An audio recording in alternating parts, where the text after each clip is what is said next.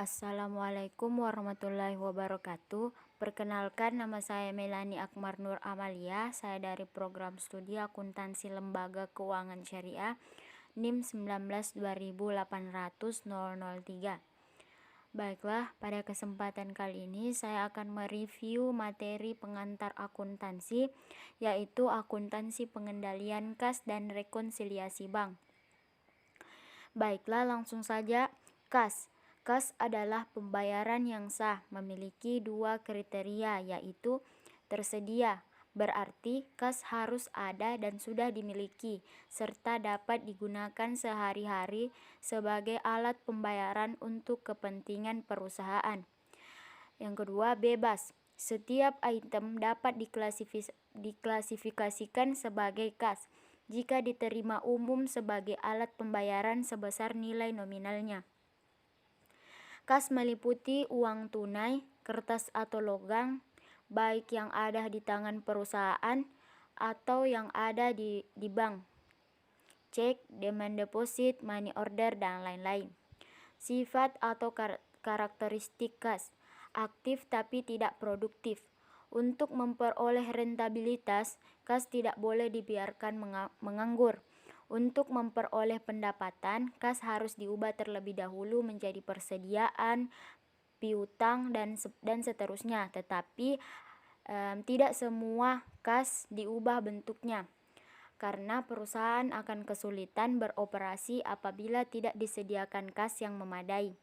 Dari kondisi ini, maka manajemen harus mampu menciptakan adanya keseimbangan antara kedua kepentingan tersebut. Yang selanjutnya, tidak memiliki identitas kepemilikan sehingga mudah dipindah tangankan. Dengan kondisi ini, maka manajemen harus yakin bahwa setiap pengeluaran kas harus sesuai dengan tujuannya. Semua uang yang seharusnya sudah diterima itu benar-benar diterima. Tidak ada penyalahgunaan terhadap uang milik perusahaan. Ada beberapa item yang perlu dipertimbangkan dalam akuntansi kas,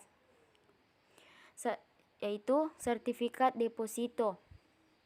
Sertifikat deposito harus diklasifikasikan sebagai investasi jangka pendek dan bukan kas, sebab sertifikat deposito dapat dicarikan apabila telah jatuh tempo.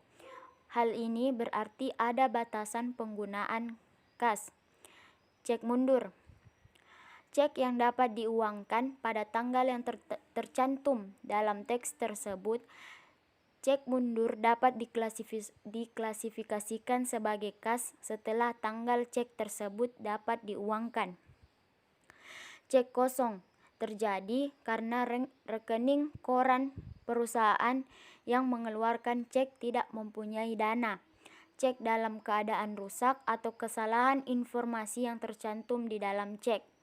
Item ini lebih tepat dilaporkan sebagai piutang daripada kas. Biaya yang dibayar di muka. Item seperti perangko, uang muka karyawan, asuransi dibayar di muka, sewa dibayar di muka, lebih tepat dilaporkan sebagai biaya dibayar di muka daripada kas. Adapun beberapa item yang perlu dipertimbangkan dalam akuntansi kas.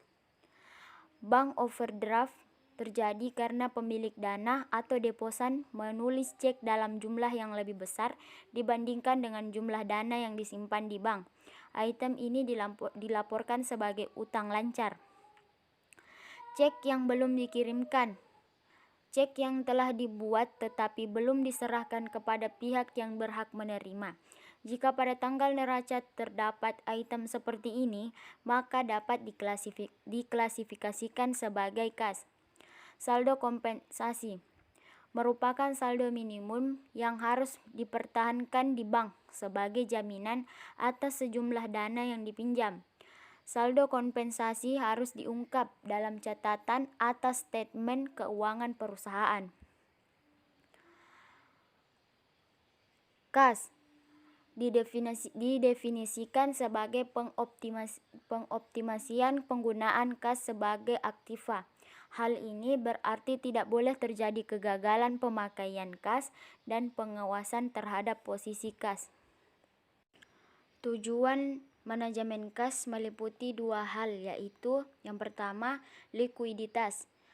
Likuiditas merupakan kemampuan perusahaan untuk melunasi hutang-hutang yang segera harus dibayar dengan menggunakan harta lancarnya. Pada umumnya, tingkat likuiditas suatu perusahaan ditunjukkan dalam angka-angka tertentu seperti angka rasio cepat, angka rasio lancar, dan angka rasio kas. Dalam hal ini, semakin tinggi tingkat likuiditas suatu perusahaan, maka kinerjanya dianggap semakin baik. Perusahaan dengan tingkat likuiditas yang tinggi biasanya memiliki kesempatan yang lebih baik untuk mendapatkan berbagai dukungan dari banyak pihak, misalnya lembaga keuangan, kreditur, maupun pemasok. Dan manajemen harus secara sadar menjaga likuiditas dan jumlah kas yang harus ada dalam suatu perusahaan. Yang kedua yaitu earning. Tiap pengeluaran perusahaan harus diarahkan untuk mendapatkan kemungkinan hasil yang lebih besar dibandingkan dengan kas yang dikeluarkan.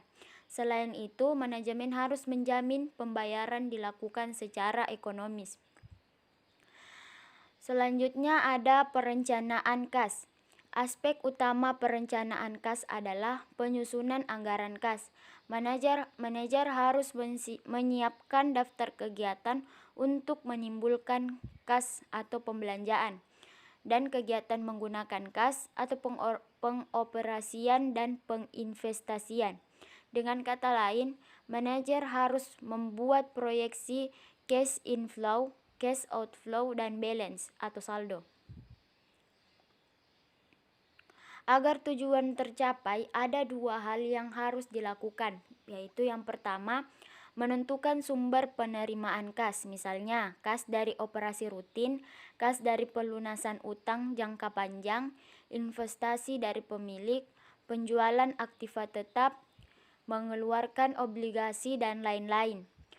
Yang kedua, menentukan rencana penggunaan kas, misalnya pembayaran dividen, pembayaran utang jangka panjang, pembelian aktiva tetap, membayar gaji karyawan, dan lain-lain.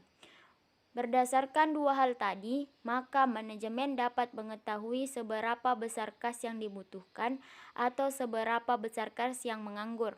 Selanjutnya dapat ditentukan langkah terhadap kas yang berlebihan atau menganggur. Sistem pengendalian internal terhadap kas adalah semua sarana, alat, mekanisme yang digunakan oleh perusahaan untuk mengamankan, mencegah pemborosan dan penyalahgunaan kas, menjamin ketelitian dan dapat dipercaya atau tidaknya data akuntansi tentang kas, mendorong dicapainya efisiensi serta dipatuhinya kebijakan manajemen tentang kas. Pengawasan internal ini meliputi dua, yaitu yang pertama pengawasan akuntansi yang berkaitan dengan mengamankan kekayaan perusahaan, menjamin ketelitian dan dapat dipercaya atau tidaknya data akuntansi. Yang kedua, pengawasan administrasi berkaitan dengan efisiensi operasi dan kepatuhan terhadap kebijakan manajemen. Adapun prinsip-prinsip yang berkaitan dengan pengawasan akuntansi. Yang pertama, karyawan yang jujur dan kompeten serta memiliki tanggung jawab. Yang kedua, tanggung jawab yang berkaitan harus dilaksanakan oleh fungsi-fungsi yang terpisah. Yang ketiga, fungsi akuntansi harus dipisahkan dari fungsi pelaksana. Yang keempat, catatan akuntansi yang memadai harus terselenggara setiap saat. Yang kelima, melaksanakan rotasi tugas untuk karyawan yang melaksanakan kegiatan klerikal. Yang keenam, adanya sistem otorisasi. Dan yang terakhir, adanya kebiasaan yang baik dalam perusahaan. Selanjutnya, rekonsiliasi bank. Dalam pengelolaan kas perusahaan, setiap penerimaan perusahaan sebaiknya harus disetorkan ke bank dan sebaiknya pengeluaran perusahaan harus menggunakan cek. Praktek tersebut sering menyebabkan timbulnya perbedaan antara saldo kas menurut catatan perusahaan, dan saldo kas menurut catatan bank. Pada waktu akan menyusun laporan keuangan, perusahaan harus tahu saldo kas termasuk kas kecil yang tepat untuk dilaporkan di neraca. Apabila terjadi perbedaan saldo kas menurut catatan perusahaan dengan bank, maka harus diadakan rekonsiliasi bank. Rekonsiliasi bank adalah suatu prosedur pengendalian terhadap kas di bank dengan membandingkan catatan kas perusahaan secara periodik. Bank mengirimkan laporan berupa kas statement yang berisi semua transaksi penyetoran selama periode tertentu. Rekonsiliasi bank dilakukan untuk menunjukkan dan menjelaskan adanya perbedaan antara catatan kas menurut bank dan menurut perusahaan. Jika perbedaan dihasilkan dari transaksi yang belum dicatat bank, maka catatan perusahaan itu dianggap benar. Tetapi sebaliknya, jika perbedaan dihasilkan dari kesalahan dalam catatan perusahaan dan catatan bank, maka diperlukan penyesuaian. Dan apabila telah dilakukan penyesuaian dan saldo akhir di perusahaan dan di bank juga telah sama nilainya, maka rekonsiliasi yang dilakukan itu sudah benar. Tetapi sebaliknya, apabila saldo akhir perusahaan dan di bank itu tidak sama, maka rekonsiliasi itu salah. Baiklah, mungkin hanya itu yang bisa saya sampaikan. Lebih dan kurangnya mohon dimaafkan. Wassalamualaikum warahmatullahi wabarakatuh.